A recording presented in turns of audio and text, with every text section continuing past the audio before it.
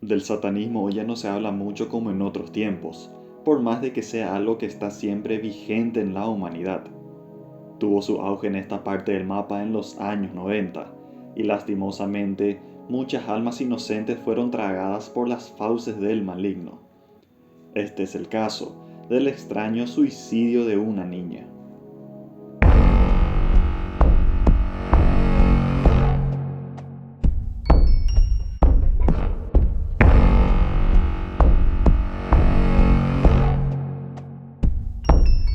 Varios casos en nuestro país llamaron la atención de una sociedad que comenzaba a escandalizarse por todo lo relacionado a las artes oscuras. La juventud principalmente era la más curiosa con respecto a estos temas, y por la poca información que nos llegaba, la mayoría éramos muy ignorantes. Era muy común por aquellos años que alguna canción o caricatura sea acusada de inducir al satanismo, ya sea por las supuestas letras al revés en las canciones o por ciertos detalles en los dibujos, aunque hay que aclarar de que muchas veces dichas acusaciones rozaban lo ridículo. En el video de hoy tenemos un caso muy extraño y bastante desconocido, hecho que ocurrió en los años 90 en nuestro país y que implicó a una joven niña de 13 años, a su familia y a otros niños de casi la misma edad. Cheryl María Lorena Florentina Quino era una joven de 13 años, alegre, vivaz y juguetona. Vivía en el barrio San Pablo de Asunción y cursaba sus estudios en el Colegio Presidente Franco de la capital. Sus padres la consentían mucho, y ella correspondía a eso siendo una hija ejemplar. Le gustaba mucho el deporte, era una joven imaginativa y de mente abierta. Pero ciertas cosas a su alrededor fueron oscureciendo su mente y su actuar, desembocando en un triste final. Todo empezó de repente. De pronto aquella casa ruidosa de varios integrantes iba siendo silenciada por ruidos y situaciones fuera de lo normal que se acrecentaron hasta que todo terminó de manera abrupta y fatal. Actividades paranormales se volvieron el pan de cada día, y Cheryl parecía ser siempre el centro de todo, aunque nunca nadie se dio cuenta como para poder actuar de alguna manera.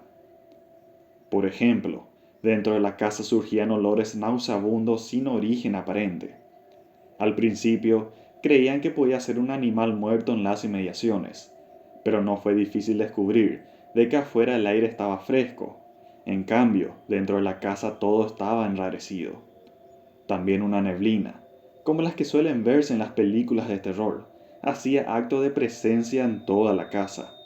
Se filtraba por las paredes y la temperatura bajaba drásticamente.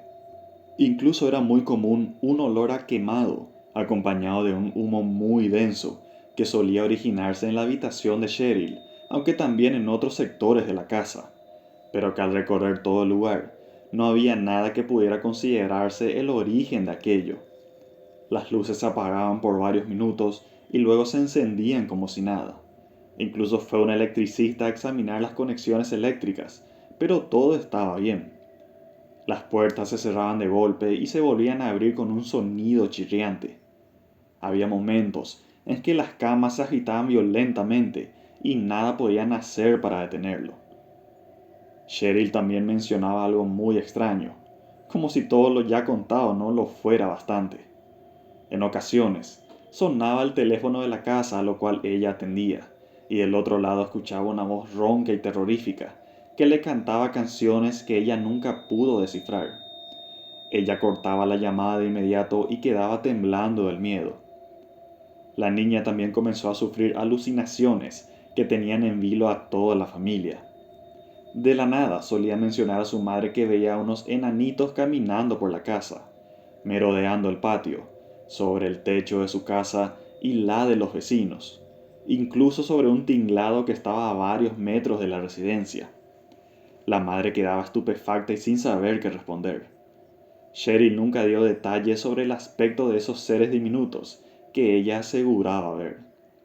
Pero sí daba detalles de su abuela, por ejemplo, fallecida antes del nacimiento de Cheryl, a quien ella decía ver en su habitación mientras peinaba su canoso cabello. Estas visiones estaban avaladas por la hermana mayor y la empleada de la casa, que dijeron haberla visto también. A pesar de todas las cosas increíbles ya contadas, los padres de la niña trataban de orar, a la par en que pasaban todo por alto.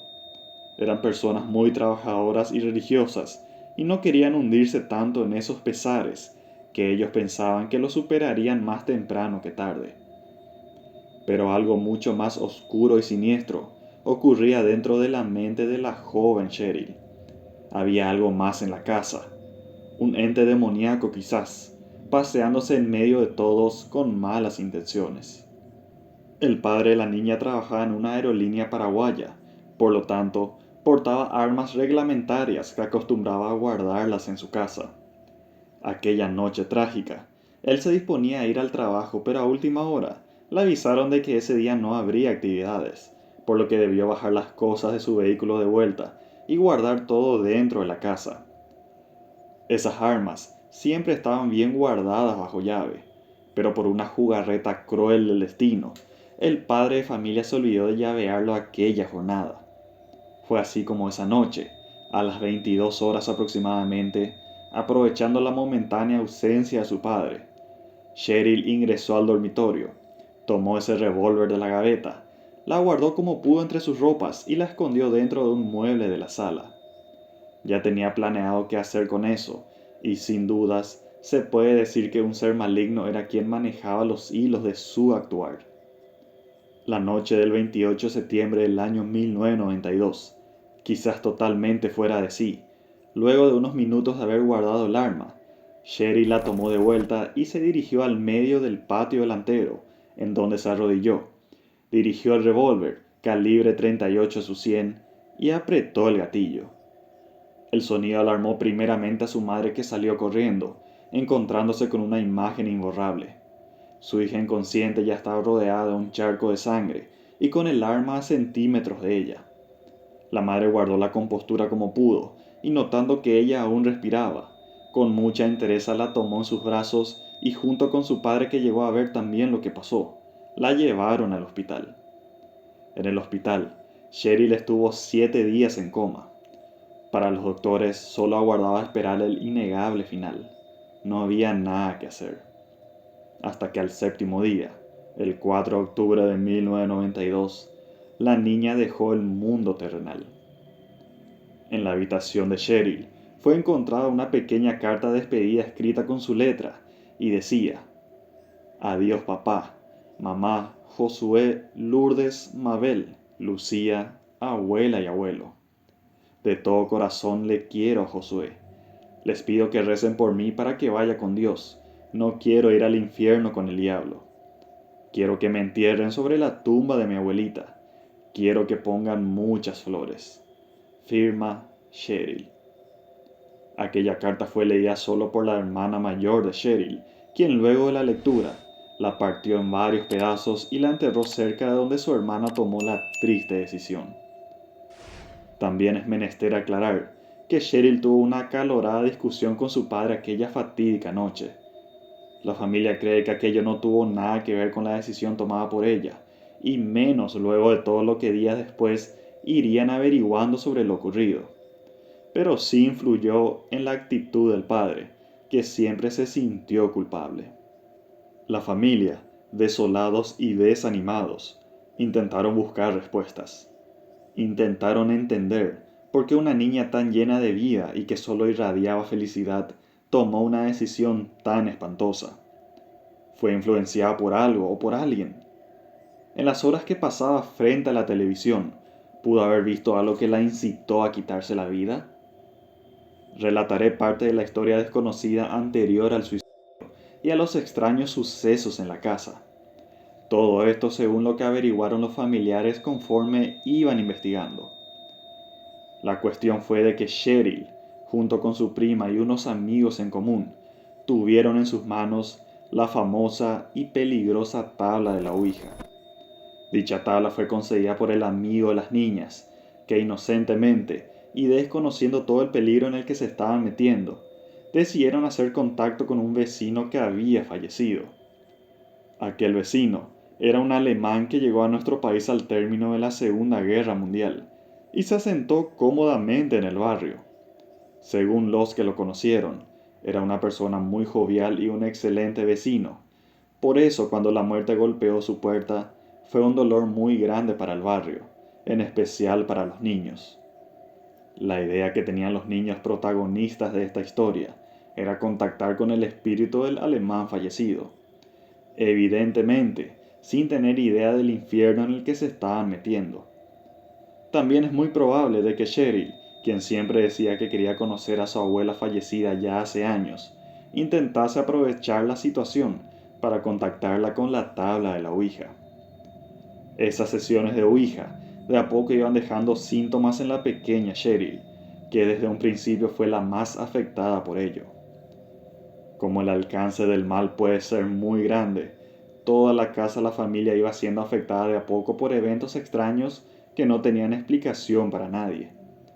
Pero los otros niños, todos con edades que oscilaban entre los 12 y los 15 años, también iban sido empujados a tomar una decisión en contra de su voluntad. Se supo que la idea que tenían era la de un suicidio colectivo. Cheryl fue quien dio aquel primer paso, y luego debían seguirla los demás. Para suerte de las familias y de los propios niños, ninguno pudo concretar las órdenes del mal. Una de las niñas fue sorprendida por sus padres cuando intentaba colgarse de un parral, días después de lo ocurrido con Cheryl. Los otros niños también habrían intentado lo mismo, pero estuvieron siempre bajo una estricta vigilancia por parte de sus padres, así que no pudieron llevar a cabo nada. A partir de ahí, todos ellos fueron llevados junto a sacerdotes y psicólogos. Estos primeros dijeron de que los niños fueron poseídos durante las sesiones de Ouija, cosa que sí o sí ocurre una vez que se abre un portal al infierno. Se supo que cuando la cosa se volvió muy densa en las sesiones, que fueron más de una, ellos decidieron dejar de jugar. En la última sesión, pusieron un vaso con agua al lado de la tabla hasta que en un momento dado, el vaso se elevó unos metros para luego caer y hacerse añicos en el suelo. Fue ahí que ellos dejaron todo de lado, pero el mal ya estaba hecho y no había vuelta atrás. Otro evento extraño ocurrió en medio del velorio de Cheryl. El teléfono sonó y la persona que atendió oyó que una voz ronca decía: "La prima de Cheryl ahora mismo está corriendo junto a Dios". Aquella prima en ese momento se encontraba en el velorio.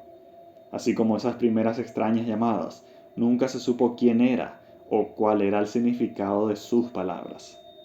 Algunas teorías fueron rondando en la mente de los familiares de los niños, en especial en los padres de Cheryl.